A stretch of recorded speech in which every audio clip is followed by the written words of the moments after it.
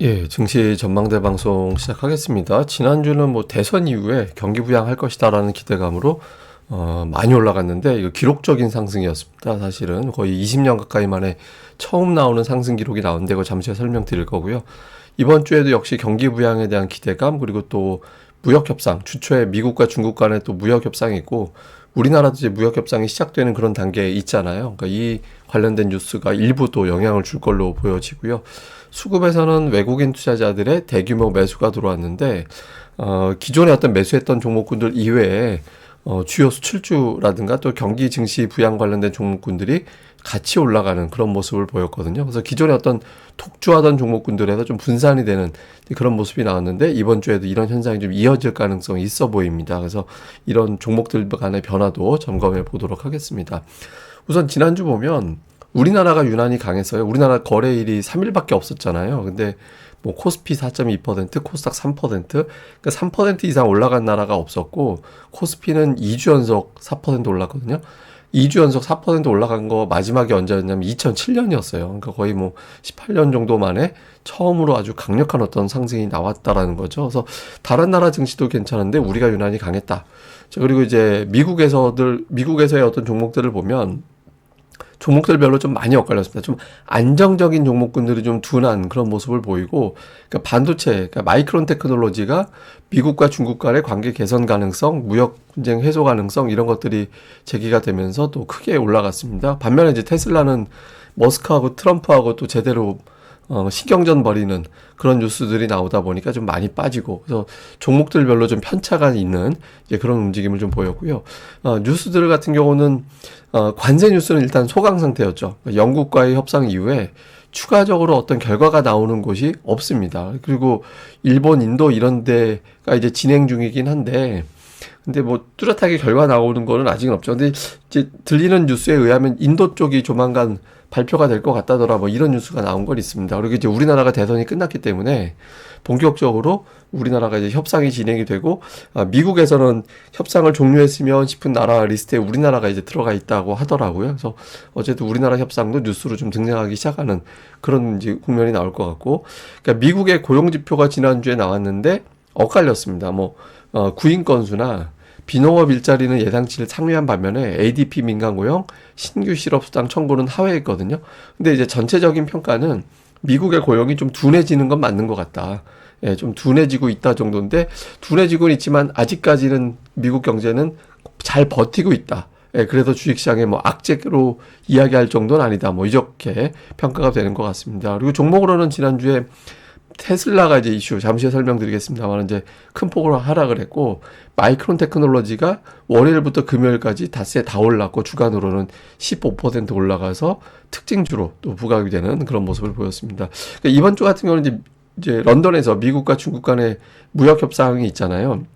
양쪽에서 원하는 건 히토류 문제, 미국이 원하는 건 히토류 보내, 그다음에 중국이 원하는 건 주요 기술 수출 관련해서 이제 뭐 예를 들어서 반도체 칩이라든가 이런 거 규제하는 거 좀 완화시켜줬으면 그러니까 이런 이야기 나오는데 이게 미국 쪽에서 먼저 접촉한 걸로 알려져 있거든요. 그래서 어떤 형태가 됐든 좀 결과물이 나올 것 같긴 합니다. 뭐 최종 타결된다라는 건 말이 안 되는 거고 부분적으로 좀 유연한 그런 내용들이 나올 가능성이 있다. 그래서 주초 넘어가면서 좀 부드러워질 가능성이 있다. 이렇게 보는 시각이 있고요. 다음에 테슬라가 문제인데 트럼프하고 이제 머스크하고 이제 충돌이 빚어졌잖아요. 그러면서 변동성이 굉장히 커져 있는 상태인데 또 하필이면 로보택시가 출시되는 그런 주간이다라서 이번 주에도 테슬라의 변동성은 여전히 클 것 같다. 이렇게 봐야 될 거고요. 그다음에 FMC 회의에 이제 얼마 안 남았는데 지금은 금리가 10년물 기준으로 4.4%에서 이제 왔다 갔다 하거든요.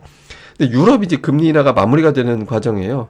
거의 이제 유럽은 금리 인하가 한두 번 정도 더 내리면 거의 끝날 것 같고, 그러니까 미국이 지금 금리 인하가 중단되어 있는 상태잖아요. 그래서 이번 주에 미국의 물가 지표가 나올 텐데, 그 물가 지표에 따라서 최근에 금리 인하 시점은 9월 정도로 예상이 되고 있는 상태입니다만은, 어쨌든 이번 주에 미국의 금리 인하 시점이 9월이 될 거냐, 그조차도 어렵게 될 거냐, 그러니까 요 내용도 변수가 될 가능성이 있다. 이렇게 봐야겠습니다. 근데 어쨌든 이번 주 초에 가장 중요한 건 무역 협상인 것 같아요.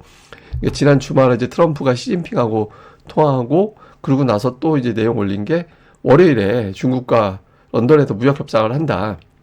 중립 국가죠. 중립 지역이죠. 그러니까 무역 관련해서는 1차 제네바, 그 다음에 이제 런던인데 총출동합니다. 그러니까 미국에서 무역 관련해서 이야기할 수 있는 사람들이 나바로 빼고는 다가 참여하는 거거든요. 그래서 아마 어떤 형태가 됐든 결과물을 내려고 하는 걸로 보여진다. 그래서 지금 히토리 문제가 생각보다 좀 심각해지고 있어서 그 히토리를 비롯해서 여러 가지를 좀 풀어주려고 하는 걸로 일단은 그 약속을 이런 거 우리 이야기합시다라고 얘기했으니까 장소 잡은 거잖아요. 그래서 어느 정도 양쪽에서 준비해 가는 카드는 있는 걸로 보여집니다. 그래서 주초 넘어가면서 관련해서 아니면 이거 오히려 만났다가 그냥 파국이 될 가능성도 없진 않은데 일단 그런 쪽 가능성보다는 협상에서 조그마한 결과물 정도는 나올 것 같다라는 쪽에 조금 더 힘이 실리는 것 같습니다. 그 다음에 이제 테슬라가 이번 주에도 변수가 될 것 같은데 주가는 뭐 360달러 넘어갔던 게 지금 295달러까지 빠져 있는 상태잖아요. 그래서 뭐 아무리 빠져도 230달러 그때 여러 번 지지가 됐던 자리는 지킬 걸로 보여지는데 사실 뉴스는 또 만만치가 않습니다. 그러니까 일단 그 로보택시 출시가 그렇게 오래 남지 않았잖아요. 예, 로보택시 출시가 그렇게 오래 남지 않은 상태거든요. 이게 이제 이전 기사상으로였으니까 이제 정말 얼마 안 남았죠. 이런 상태에서 이걸 갑자기 이거 허가하고 이게 소프트웨어로 돌아가는 거기 때문에 이게 만약에 뭐 위험하다, 안전에 문제가 있다 이러면서 허가를 안 해주면 끝인 거예요. 예, 그리고 예를 들어서 스페이스X 우주선 사업 같은 경우도 그게 환경 침해가 되게 심하다. 이래버리면은 또 그거 사업 못 하는 거거든요. 그게 또 폐수가 되게 많이 나온대요.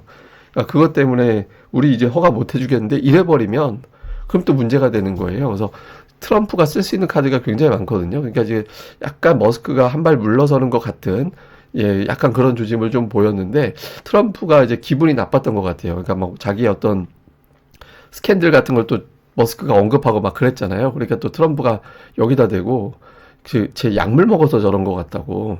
그러니까 이런 식으로 공개석상에서 이야기를 했거든요. 그러니까 언론에 다 보도되도록 하는 걸로 보여져요. 그래서 약간 아직까지는 앙금이 좀 남아있는 걸로 보여집니다. 그래서 테슬라의 어떤 뉴스가 이번 주에 뭐 좀 반전이 되는지 이게 특정 대형주가 계속 지수를 발목을 잡아버리면 지수가 좀 버거워지는 그런 상황이 생길 수 있거든요. 그래서 또 엮여있는 종목군들도 워낙 많이 있어서 테슬라의 어떤 추이 이번 주에 또 계속해서 좀 봐야 될 것 같고요. 그 다음에 금리도 좀 중요한데 일단 시장에서는 현실적으로 한때는 7월 금리 인하론이 굉장히 힘이 실렸었거든요.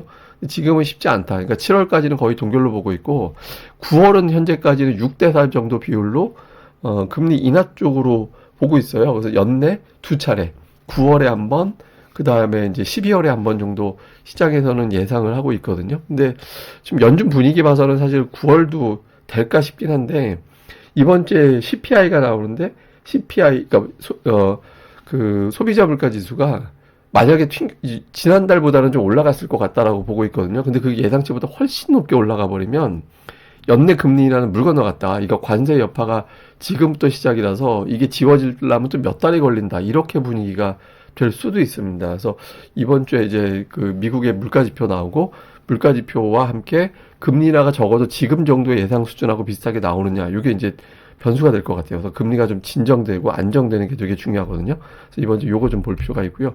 근데 이제 다행인 건 시장에 돈이 계속 좀 자신감이라고 해야 되나? 이게 좀 있는 것 같아요. 이거는 이제 일종의 기관 투자자들이 지금 장세가 리스크 온이냐, 리스크 오프냐. 리스크 온이다라는 거는 증시가 올라갈 것 같다라고 생각하는 분위기고, 리스크 오프라는 거는 이제 반대쪽이잖아요. 근데 그 전달에는 오프 분위기였는데 지금 다시 온 분위기로 바뀌었다라는 거예요. 그래서 이거는 이제 밀리면 매수하려는 그런 성향이 강하다라는 거거든요. 근데 최근에 이제 과매수 이야기도 미국에서 나오곤 있는데 어쨌든 현재 지난주 버전으로는 좀 빠지면 매수해야지 이렇게 생각하는 투자자들이 아직까지는 많고 그래서 시장이 잘 안 밀렸던 걸로 보여지긴 합니다.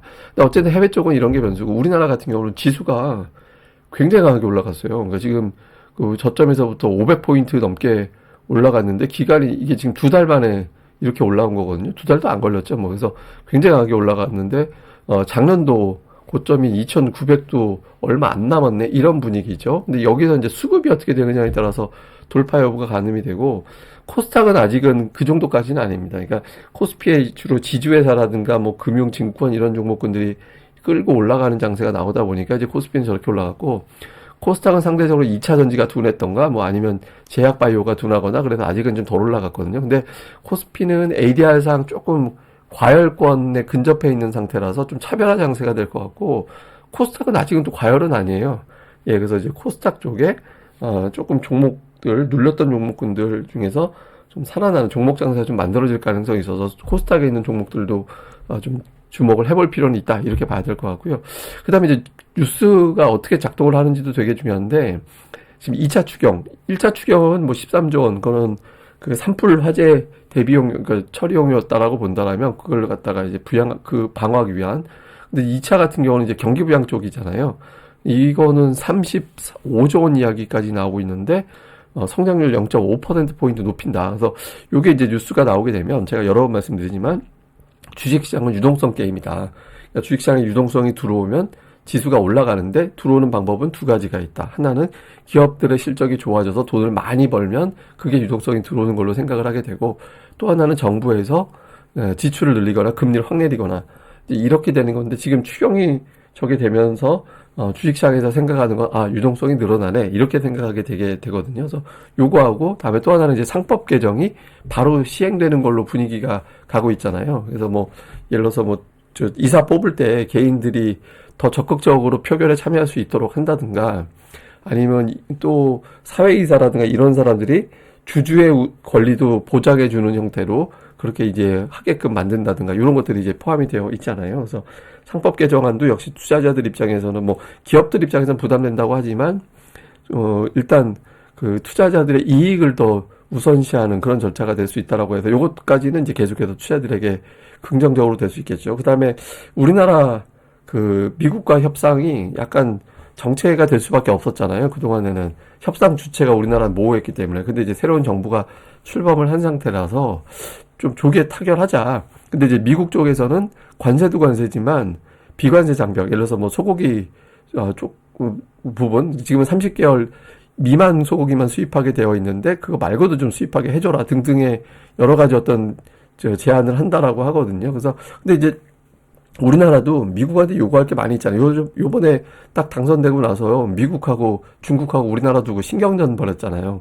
그러니까 미국은 미국대로 이제 우리 사이에 중국은 끼어들지 마 이러고 있고, 중국은 중국대로 우리 이간질하지 마 딱 막 이러면서 약간, 그러니까 우리나라 두고 신경전 벌이고 있다라는 거는 또 활용을 잘하면 협상에서 우리가 쓸 수 있는 게 또 여러 가지가 있다라고 봐야 돼서, 그러니까 조금 이제 불확실성이 조금씩 완화되는 분위기로 갈 가능성이 있습니다. 근데 이게 이제 대체로 또 투자들이 알고 있는 재료라서 이게 뭐 새삼스럽게 놀라운 재료는 아니지만, 아직까지 재료상으로는 투자자들이 기대해 볼 만한 재료들이 좀 이어질 가능성은 있다. 요거 이제 긍정적인 부분이 될 수 있죠. 근데 이제 또 하나는 뭐냐면, 또 하나는 그 우리나라 지수 추이인데, 이게 전 세계 주요 국가, 그러니까 독일, 미국, 일본, 대만, 그리고 우리나라거든요. 그냥 딴 거 볼 필요 없이 검은 게 우리나라예요. 근데 최근에 3년 동안, 그러니까 2022년 5월 이후부터 놓고 보면 우리나라가 제일 안 올랐잖아요. 그동안에. 우리나라가 이제 거의 뭐 최하위 정도 되는 상태고, 뭐 다른 나라들은 뭐 적게 올라간 데가, 제가 비교로 한 국가들 중에서는 적게 올라간 데가 30% 올랐으니까 이런 상태거든요. 근데 5월 이후로 보면 우리 증시가 좀 비슷하게 가다가 5월 후반부부터 우리가 페이스가 압도적이에요. 그러니까 쭉 하고 밀고 올라가는 그런 형태가 되면서 전 세계 증시에서 가장 상위권으로 들어가 있는 그런 형태거든요. 그리고 이 기간에 외국인들도 한국 주식 사자, 그러니까 이러고 계속 밀고 들어오는 거잖아요. 사실 지금 ADR 상이라든가 이런 것들 여러 지표상으로는 좀 과열기가 있어요.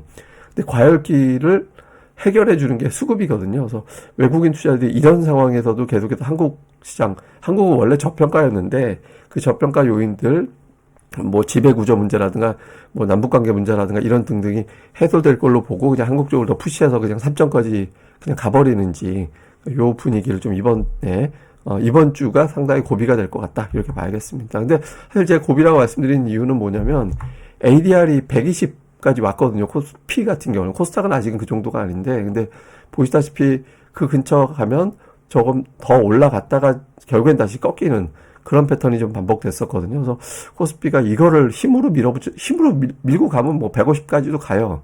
그래서 이걸 힘으로 밀어붙일까? 이런 것들이 하나가 있고, 또 하나는 이제 PBR 밴드인데, PBR 밴드도 보면 지난번, 그러니까 올해 고점 나왔던 자리 위로 올라가 있어요. 그때 이제 0.93배 정도까지 올라갔다 거기서 이제 고점 맞고 빠졌었는데 지금 0.95 정도까지 올라 있거든요. 그래서 얼핏 보면 여기서 막히지 않을까 싶기도 하죠. 근데 이걸 좀 길게 보면 아직 멀었어요. 그러니까 이게 이제 상승장으로 돌아서 가지고 밀고 올라갈 때는 그러니까 피크가 적게 나올 때가 1.3배 정도까지는 나왔었거든요. 그래서 이걸 그대로 적용하면은 사실은 좀 이야기하기 좀 부담되는 수치긴 하지만 이론적으로는 3,500, 4,000도 가능하다라는 식이 되긴 하죠. 네, 그러니까 뭐 어디까지나 이제 이론적으로 그렇다라는 거. 그리고 또 지금이 그냥 강세장인지 아니면 우연히 한번 나오는 아주 기술적으로 센 상승 사이클인지 이걸 알 수는 없죠. 그러니까 현재 이론적으로 보면 이게 강세장이라면 상당히 윗공간이 열려 있다. 이렇게 보면 됩니다. 여기서 이제는 말할 수 있다 하나.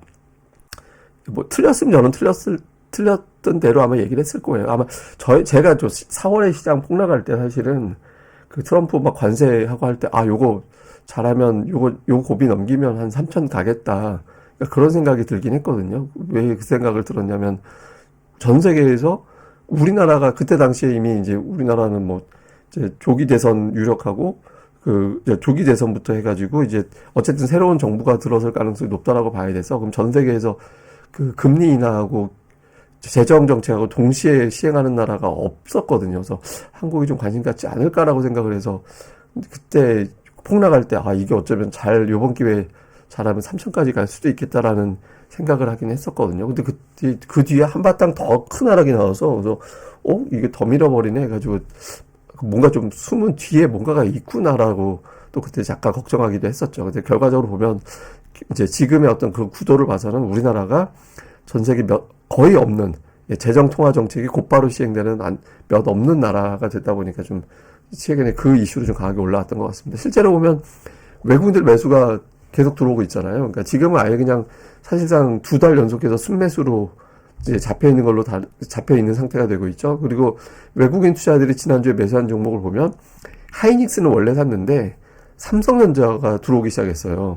그러니까 두 종목의 매수 규모의 합이 외국인 전체 순매수보다 많았거든요. 그 아래 이제 금융주 계열이 또 들어가 있죠. 그러니까 반도체 플러스 금융, 그 다음에 에너지와 방산, 뭐 이런 것들이 들어가 있거든요. 그 다음에 이제 기관 투자자들도 삼성전자가 지난주 순매수 1위였어요. 예, 그 다음에 이제 지배구조 관련된 종목군들을 샀고, 그래서 삼성전자가 들어왔는데, 저는 이게 이제 며칠 전에 이게 보여드렸던 건데, 헤지펀드가, 지난 5월에 2024년 이후에 가장 빠른 속도로, 글로벌 주식을 샀고, 특히 기술주 많이 샀다.